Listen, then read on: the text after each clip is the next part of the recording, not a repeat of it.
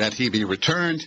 No government has recognized the government of Robert Micheletti, which is currently in Tegucigalpa, which is the capital of Honduras. So a lot of external pressure, including pressure from the United States, is being brought upon what they call the de facto government of Micheletti to return Zelaya. Well, this put our administration in a very awkward situation. Now, this is an awkward sort of situation for the U.S. because here you have Zelaya being supported very vigorously by Hugo Chavez, who even at one point threatened war, has used his aircraft to try to force Zelaya back into the country, seems to have any basic disregard for civil order. Raul Castro has piped in and demanded that Zelaya be returned because the democratic rights of the people of Honduras have been violated by this coup. And the United States also siding with Zelaya. The one sort of change that has taken place a couple of weeks ago, or about 3 weeks ago, was the introduction of a mediator, the president of Costa Rica, another small Central American state, Nobel Prize winner Oscar Arias. He's been trying to broker some sort of deal that would allow Zelaya to return, probably under sort of conditioned, a state of conditionality. But at this point, there is no agreement among the parties and a very strong reluctance on the part of the Micheletti government, the Supreme Court, to allow Zelaya to return. So here we are at this point, a month into the coup, or into the constitutional change, in something of a state of a stalemate. As of today, Zelaya is up talking to President Calderon of Mexico. OAS envoys have once again visited Tegucigalpa, so there are ongoing conversations.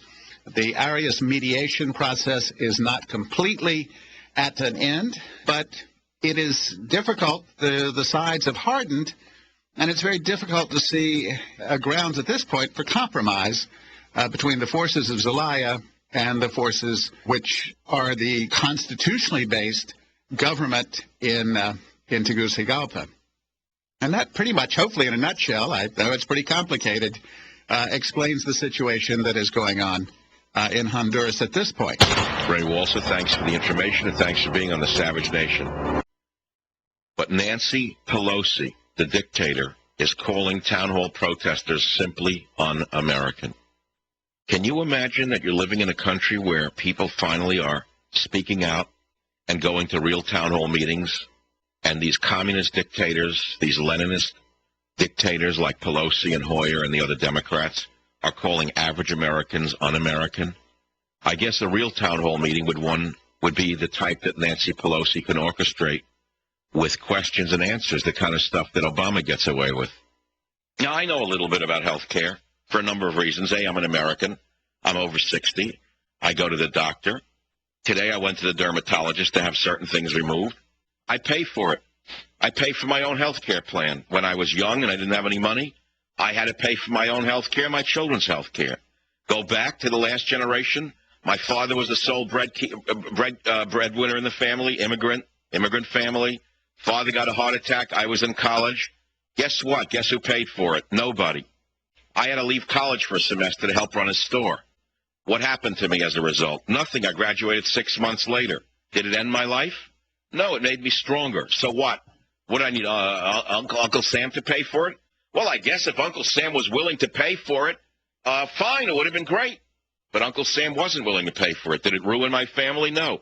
I don't want to hear that there's no way for poor people to take care of themselves. They took care of themselves for centuries before Nancy Pelosi came along. So I go to the dermatologist and I pay for it myself. I go in there today. I have certain spots on my skin after all of the years of being around. And she says, well, you got a barnacle on your back. She says, please lie down on your stomach. She says, this will only hurt for a moment. She takes out the scalpel and it only hurt for a moment. And then I heard a scraping sound on my back, and I said, doctor, what are you doing? She said, I'm sanding the base of the barnacle off. I said, who is going to do the varnishing? The guy who does my boat?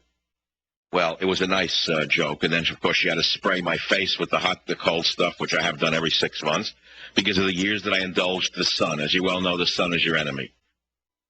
On the right side of Michael Savage, savage.com is a video on a town hall protester who has been threatened. He visited Congressman Dingell and verbally and loudly declared that he is concerned that his child, who is very ill, will not get proper care under Obamacare. In fact, he was citing an article which said that decisions will be made so that some children, such as his, with muscular dystrophy, might have to be, let us say, euthanized by the government. He was visited in the middle of the night by Union thugs. Welcome to Stalin's America. Don't miss the picture of Al Franken as the horse's ass. And it goes with my new words, obotomy and obotomize, which I'm sure you've heard by now from the hemorrhoid with ears.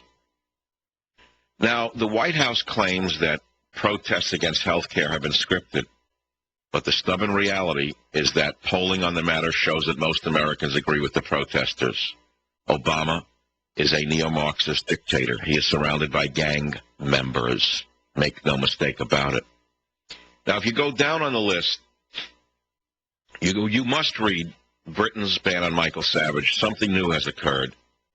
You may have heard that emails that my lawyers got from the British government under the Freedom of Information Act shows that officials who banned me from the country banned me strictly on racial grounds to balance out the Muslim terrorists on the list. It gets even worse. In their latest letter to me, it is something out of Stalin's playbook. They ask me to repudiate what I did not say. It's unbelievable, ladies and gentlemen. I am twisting in the wind while Rush, Hannity, and the hemorrhoid do nothing. This is the Savage Nation. And by the way, there's another article you mustn't miss. The illegal aliens want Democrat health reform, and that's what it's all about. This entire health reform debate spins around the Mexicans who want free care for 6, 8, 10 relatives, and they're not even citizens. You won't believe this, but you got to read the story. The Democrats may as well be working for a foreign government. That's it for now from michaelsavage.com. I want to talk about the absurdity of health and preventative health, the conflicting opinions that you get. For years you were told, stay out of the sun, it will kill you. And it's probably a good idea to stay out of the sun, it will kill you. Now all of a sudden, the doctor freaks are telling you to get as much vitamin D as you can or you're going to die as a... That's the latest hula hoop in the medical profession. They've all discovered vitamin D deficiency. You don't need vitamin C, you don't need vitamin E, you don't need B6, you don't need pyridoxine, you don't need riboflavin, you don't need niacin, you don't need vitamin E. They've all been proven no good, but listen to your doctor quack. He tells you to get as much vitamin D as you can. They don't know what the hell they're talking about, most of them. But the fact of the matter is, it's conflicting with stay out of the sun. I will tell you that preventive medicine is the most important thing that you can engage in, trying to prevent disease before it occurs. Now, you're not always going to be successful at that, obviously, but food is the best medicine, as you well know. And I've written books on this going back to it's a long time ago, 1972, Earth Medicine, Earth Foods, Macmillan Publishing. 1972. So I've been at this area in this realm of study for a very long period of time. And traditional cultures have long advised people on how to eat well in order to live well. It's only in our culture where the doctors and the food establishment lie to the people, tell them to eat the Oreos, tell them to go have the hot dogs, tell them to go have the cheeseburgers, tell them to go have the fatty meals and take a cholesterol pill, and there you'll be fine. So the quacks with stethoscopes continue their lies. They tell you to poison your arteries, they tell you to poison your skin, and then they tell you to take a little pill and continue to poison yourself. All of the health insurance reform in the world is not going to lower costs unless the people become proactive in their own health. And so I say to you, food is the best medicine, and you should arm yourself with the best knowledge. And I hardly recommend Healing Children Naturally, which can only be found on michaelsavage.com. I wrote it in 1982. I republished it last year.